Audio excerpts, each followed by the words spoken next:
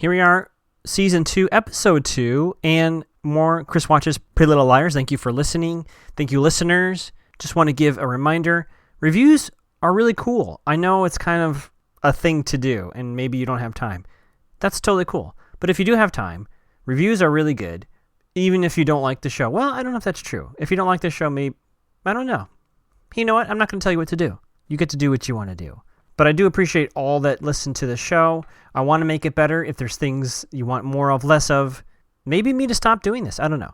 But also I'm going to do more social media, so I'll be sure to promote those handles when they are available. But definitely come check out my Instagram, Twitter, my Twitch. I like to think there's a lot of cool people that you get to meet. And you get to meet each other and talk about the things you love. That's a really long way to say we need to talk more about what we're here for. Pretty Little Liars. Chris watches Pretty Little Liars. Chris watches Pretty Little Liars. Chris watches Pretty Little Liars, so he can help you figure out who's a... Here we are, Episode 2, called The Goodbye Look. The Goodbye Look, which I don't know... Well, I guess there's an obvious answer to what that title refers to, but we'll get there. In our Previously On, we get a little bit more Ian recap of the end of Season 1, just to refresh our memory.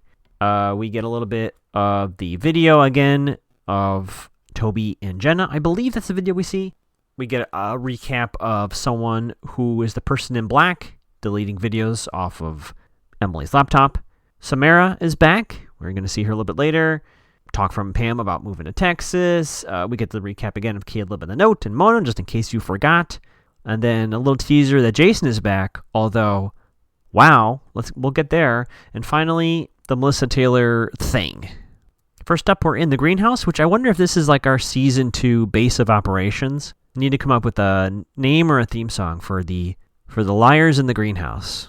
I don't know. We'll think about it. Hannah says zombies don't text, which is fairly accurate. There's a big conversation, did they call the cops? And, the police have not really been their friend, even though they don't know how tied Garrett is into the conspiracy.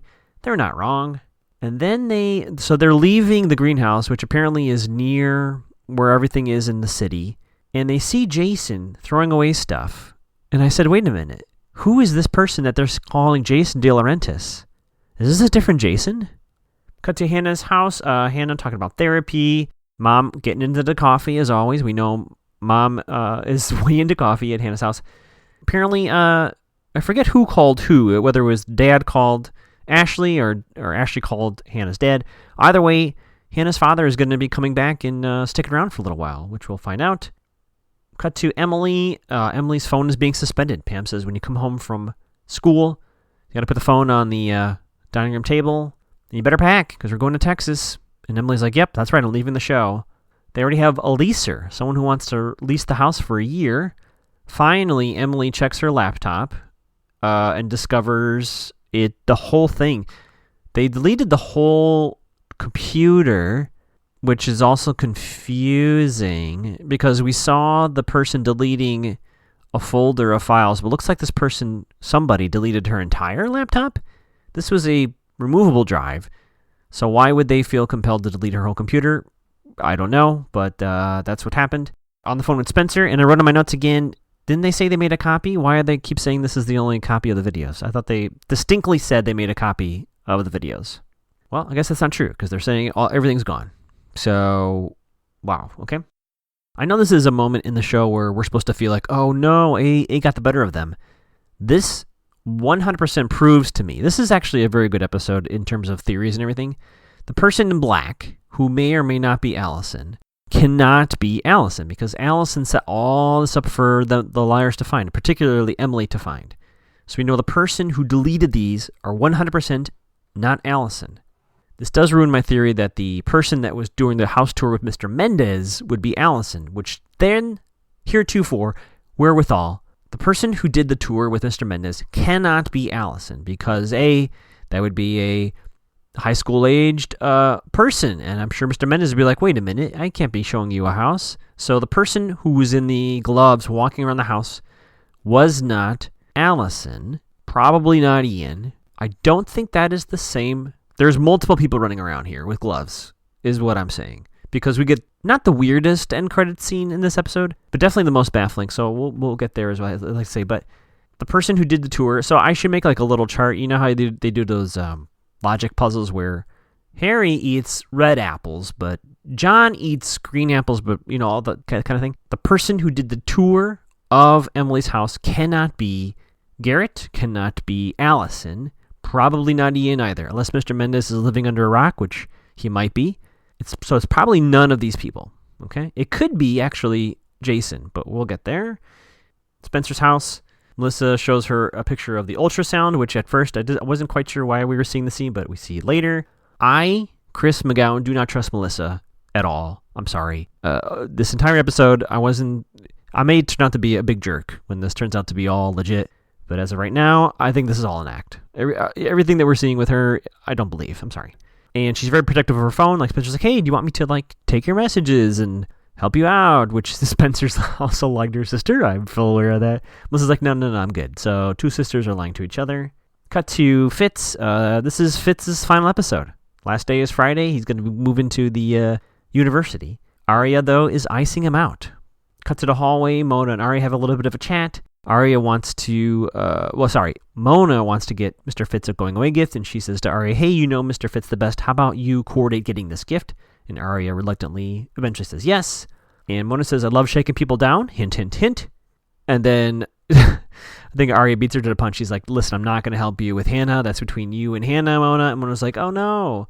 And then Mona mentions not seeing the 4 of them together. And she says, did something happen? Don't buy this from Mona as well. Mona repeats the story going around school that the 4 of them lied to the cops again. Like I said last episode, this might be me being naive or something. What I've yet to hear is a plausible alternative theory as to counter what we as the viewers know is the truth. So we know that, the Ian stuff in the church, right, with Spencer and the Tower Bell. I just want to be absolutely clear when I say this. Not only would I believe them, but we saw it to be true. For Mona to say, oh, I heard you lied to the cops, what are they saying is the truth? What could possibly be the reason for the 4 of them to make it up? And that still escapes me. No one has brought it up. There was the flimsy story in the paper about how he left town, and the 4 of them knew some sort of secret about him, and he withdrew cash. I don't know. No one has yet to say, oh, well, we think you attacked Ian, and, blah, blah, blah. Nothing. No one ever says anything. Everyone just says, you lied to the cops, you lied to the cops. So I still think someone is feeding that story, and it might be Mona. Cut to lunchtime. There's a little discussion between the 4 of them, because, again, the therapist said they need to be separate, so they're having this incognito conversation. Emily reports that all of them are gone, all the videos are gone, which, again, where is the copy? We were told there was a copy made. I would think a copy is made.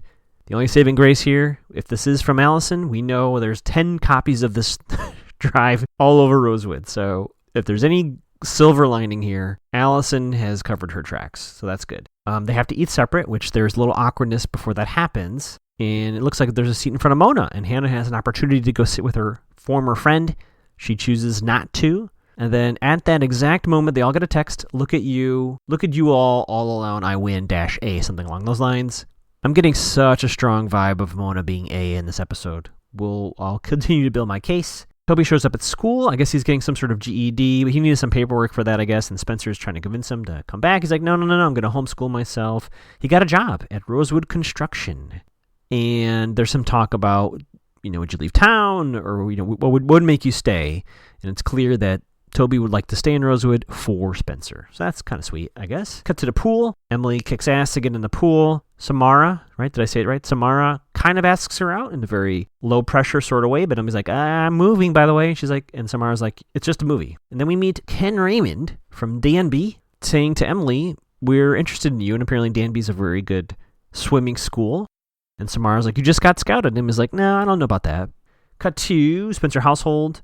Melissa's mad at the newspaper again. I guess there's another wild theory in the newspaper. Spencer is creating some sort of pastry gift, and Melissa calls her out on it.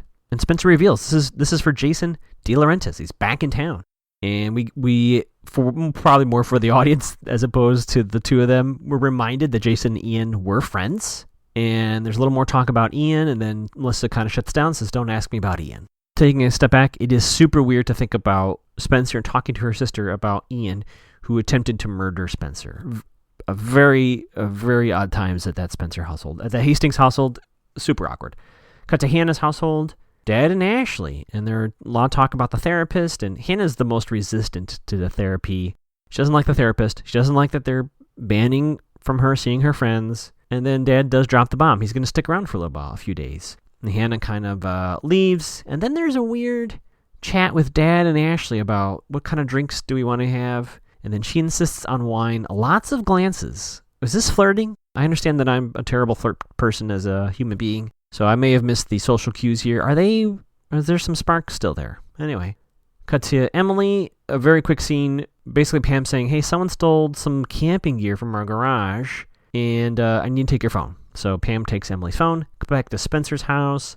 We cut over to what we find out later to be the De Laurentiis house, which looks a little differently than how I remember it from the first season. That could just be production, but I don't remember all the bushes to the right of the steps. At any rate, I don't even know what to say about what this scene does to the show. Did they just Aunt Viv Jason? This boy comes out of the house with long hair, and she's like, "Hey, Jason," and I'm like, who is she talking to? This is not Jason. This is not Jason De Laurentiis. So I have a theory. I don't know if anyone here has seen the movie Face Off, but when basically Nicolas Cage and John Travolta play characters. One's like the good guy, one's the bad guy. And I think, if I remember the plot of the movie correctly, I think they knock Nick Cage out. Like there's some sort of battle, right? And he gets knocked out. And against his will, they swap faces so that now John Travolta's character is wearing Nicolas Cage's face, so he's the good guy and he can run around doing his bad guy stuff as Nicolas Cage. I may have this reversed. But then Travolta has Nicolas Cage's face, so basically by changing faces, they are able to switch sides. And the memed thing in the internet world is face off. They literally say the word face off in the movie. Is that what happened here? Did Jason De Laurentiis have his face changed for witness protection? It's going to take me a while to get over this. I'm going to be honest with you all. And those of you who've listened to this podcast probably knew I was going to have this reaction, for those of you who've seen the show before. I'm not sure what to do about Jason Newface, but he is Jason Newface from here until I get bored with that. But that aside, it's going to be very hard for me to move on from that. But that aside, they have this little chat about Jason Newface wants to know, did Ian actually say the words, "I killed Allie"? And we have a lot of different attempts for Jason Newface to get that out of Spencer, and Spencer's like, well, no, he said to me, Spencer pushed Allie down, and Allie fell, and then an accident happened. It was all an accident. And Jason Newface is very adamant about asking, did he actually say he did it? And Spencer's like, well, no. And then he says, you told me everything, and he kind of runs back inside. Still no talk about Maya, still no talk about where she is, where her parents are, and this house business. We're just kind of, I guess, jumping over that. We get a flashback. So they're putting Jason Newface into the timeline. I don't really understand what's happening here, but Allie and Jason Newface have a little bit of a confrontation. Allie's just being mean, as she is wont to do. She hid one of his porn books, okay? And she reiterated that she has a lot of hiding places. If she wants to hide something, no one will find it, which, again, makes me think that the copy of the videos that were clumsily deleted are safe. So anything that Allie had, I consider safe. And then there's a doggy digging in the garden, which will come back later, but not really explored too much. Cut to the pool. Nice little montage. Another Emily swim montage. More chat with the Danby person. There might be a scholarship involved. And it sounds like this might be the way Emily stays on the show. She says she's going to talk to her mom, talk to her parents, and that Danby is apparently good for swimming. So for her to stay here at this school, Rosewood, I guess, is good for swimming too. So this is all kind of working in her favor. Cut to a job site. Spencer is slightly creepily watching Toby work, but then very quickly he's handed a pink slip. He just got fired because the person who owns the house was like, I see Toby outside. He's got to go, or I'm getting rid of Rosewood Construction. So Toby is a liability. Rosewood's not very nice to him. Cut to Aria waiting for Fitz inside Fitz's apartment. Apparently he's stuck in a meeting with his new dean, I guess, at this college he's going to be teaching at. She's getting very annoyed waiting for him. Which, I've been in that situation. I've been on the, and I've been the one stuck in meetings too. It's a very difficult thing to do with a partner, and again, kind of like I said last episode, I have to recognize that this is not this is basically a high school romance, and those things would annoy me if I was 16, 17. But as you get older, you're like, yeah, work stuff comes up and it sucks, but she's very annoyed. She sneakily puts back his diploma, which I didn't know she was going to do that. I guess they didn't want to tell him what really happened to it, but whatever. Cut to Emily talking to Pam about Danby. And this does change things for Mom a little bit. She says, well, I'll talk to your father. This does change things, but they need a commitment from Danby in order to really solidify things. Arya and Spencer talking on the phone, and Arya's, again, super annoyed. She's like, how long should I wait? And Spencer's like, I don't know. Arya calls Spencer the Master of Time. Interesting title. I wonder if someone on staff is a Doctor Who fan. So Spencer is a Time Lord. Toby knocks on Spencer's door, and he says, do you want to go out? Spencer says, yeah, and says, I got to call you back. Arya starts to wander around the apartment, so bored. Cut back to Hannah's household. We hear a voicemail from Mona on the old school answering machine, so Dad overhears it. I think Dad knows who Mona is, so he's a little like, oh, something's wrong there. He sees Hannah taking care of the dishwasher, and she's like, I don't need help. She's not happy about therapy, which we already know, and Dad's trying to find out a little more information about that. And they have, again, another kind of a serious conversation where she says that he lied to her. He said that he would always be there for her, and then he shows up with a new wife and a new stepdaughter, and she feels replaced. She has a lot of feelings about that. And then Dad starts having this conversation about good intentions, right? And no one ever made a mistake on purpose. And I thought, listening to this at the end of the scene, I said, oh, I get it. She's going to realize that this is what Caleb was trying to do. Boy, was I wrong. Boy, was I wrong. Cut back to Arya waiting in Fitz's apartment. She's done. This is it. This is it for her. And she writes a little note on his typewriter. Sorry we couldn't make this work, Arya. And she is gone. Cut to the movie theater. Emily and Samara talking about the Danby stuff, that she needs a note from Danby. And then Emily has a Maya memory there. And Samara's like, no, I get it. First, exes are a thing. They have a little talk about exes, and Samara mentions a Mary Gennari. And then the movie starts. I thought A was going to come out during the movie, by the way. Next, we're going over to a restaurant. Again, the restaurant TBD. We don't know if this is our place here in Rosewood, but Mona's sitting there by herself. Hannah walks up, and Hannah says, is Noel Khan here? And I said, I'm sure he is, sitting in the background. But Mona's like, no, he's not here. Then I realized, oh, I see. For Hannah, it wasn't a Caleb moment. It was a, oh, I forgive Mona moment. And sure enough, Hannah forgives Mona for the whole thing with the note that Mona had good intentions. And this is the moment, and I'm going to say this here in Season 2, Episode 2, Episode 24 of Chris Watches Pretty Little Liars, the ending note of the show. The very end of the show, or whenever we find out who A is. Now, I have said that A is a conglomerate, right? A whole bunch of people, different groups of people pretending to be A, like everyone's taken on this moniker. Forget all that. Biggest prediction I'm ever going to make probably on this show is, in this moment, I thought to myself, how actually satisfying and still kind of a surprise it would be if it turns out that A, the majority of the A stuff has all been Mona. So I'm saying it here now, A is going to turn out to be Mona.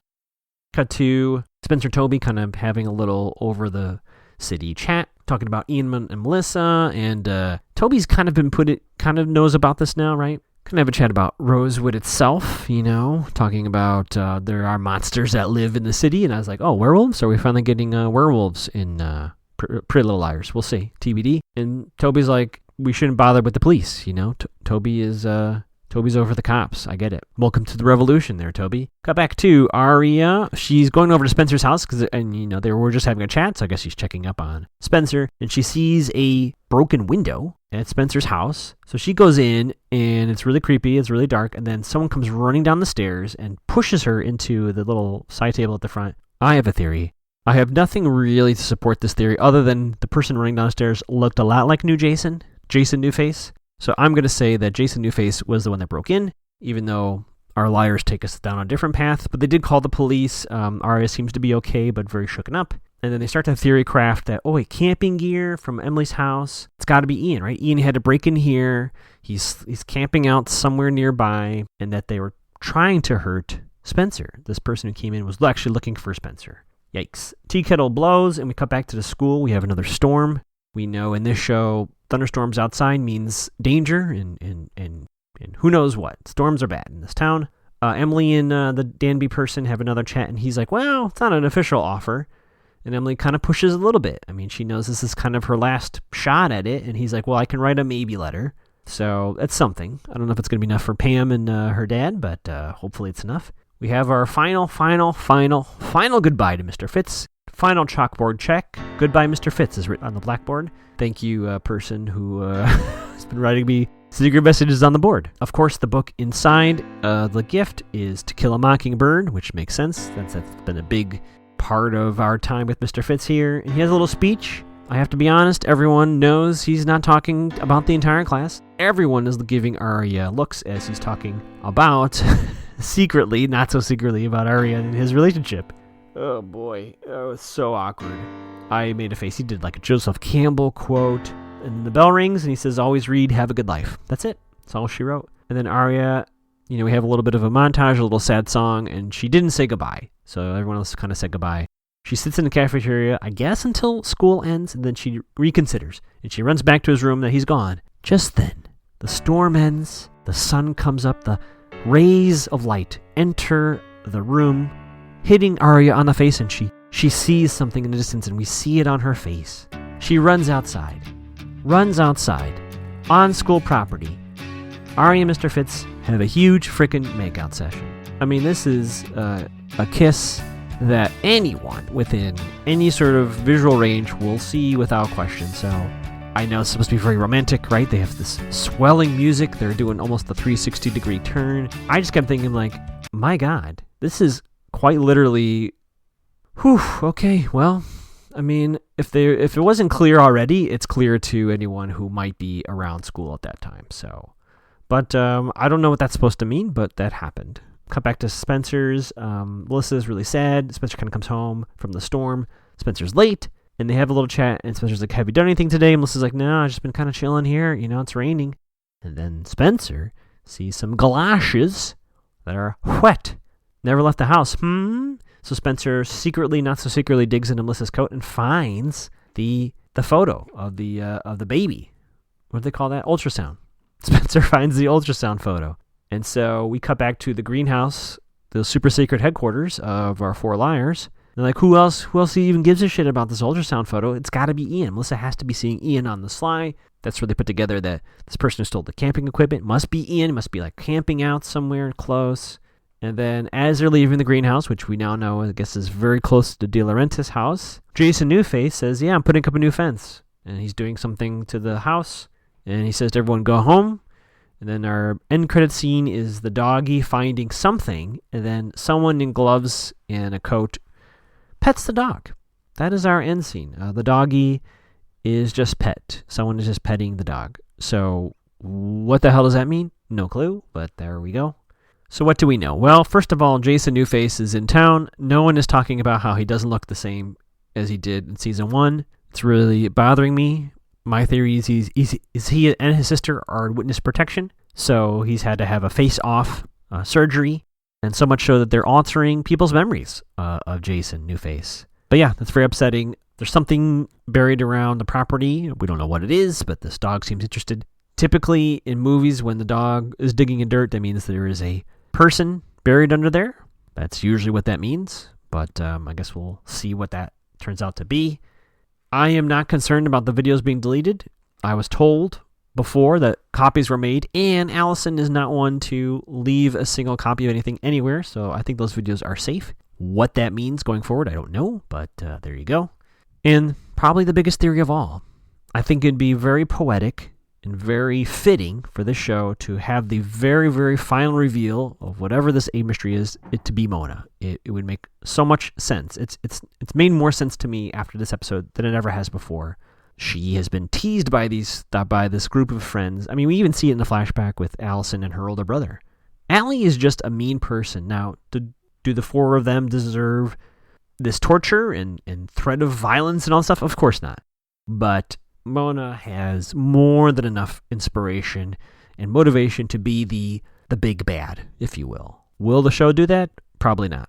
But that is going to be what I say as of right now. Last thing I'll say is the person in the coat and gloves It's kind of a bummer because we're conflating every time we've seen a pair of gloves and a coat in the show to one person. And knowing the show, that is an impossible thing to do. It is most likely more than one person dons this outfit to do whatever it is they do. So even if we find out someone is behind this, right, gloves and jacket, I can't in good faith attribute all the actions we've seen to that person. You know, who has the rats? Who has the heart of glass? Who has all the photos of Maya and Emily? Who did all that stuff? I don't think it's the same person. It doesn't make any sense for that to be the same person. So, yeah. You can find me on Instagram and Twitter at Magoogs, occasionally twitching at Mac2theGow. I'll set up a Discord or some other thing, and I should do social media. I know I should. So I'm going to do that, and more stuff to come. Take care of yourselves, and I've said enough. Goodbye, Mr. Fitz.